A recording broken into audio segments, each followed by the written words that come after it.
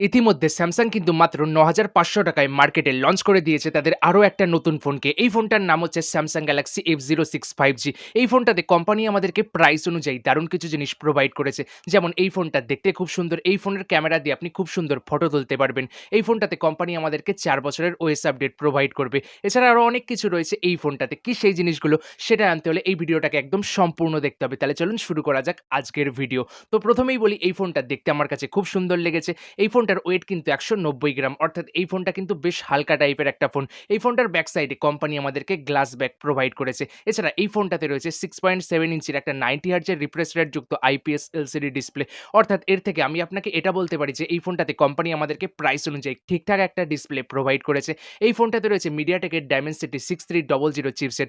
অর্থাৎ এর থেকে আমি আপনাকে এটা বলতে পারি যে এই ফোন দিয়ে আপনি খুব সুন্দর গেম খেলতে পারবেন। এই ফোনটার ব্যাক সাইডে রয়েছে ৫০ মেগাপিক্সেলের একটা মেইন ক্যামেরা, ফ্রন্টে রয়েছে ৮ মেগাপিক্সেলের একটা সেলফি ক্যামেরা, যেই ক্যামেরা দিয়ে আপনি খুব ভালো ফটো ক্যাপচার করতে পারবেন। এছাড়া এই ফোনটাতে রয়েছে 5000 এমএএইচ এর ব্যাটারি, যেটা কিনা ২৫ ওয়াটের ফাস্ট চার্জিংকে সাপোর্ট করে। তাই ওভারঅল স্যামসাং এর এই ফোনটা কিন্তু আমার কাছে বেশ পছন্দ হয়েছে। বাকি এই ফোনটা আপনাদের কাছে কেমন লাগলো অবশ্যই নিচে কমেন্ট বক্সে কমেন্ট করে জানাতে পারেন। খুব তাড়াতাড়ি দেখা হচ্ছে নতুন কোনো ইন্টারেস্টিং টেক টপিকের সাথে। ততক্ষণ ভালো থাকবেন, সুস্থ থাকবেন।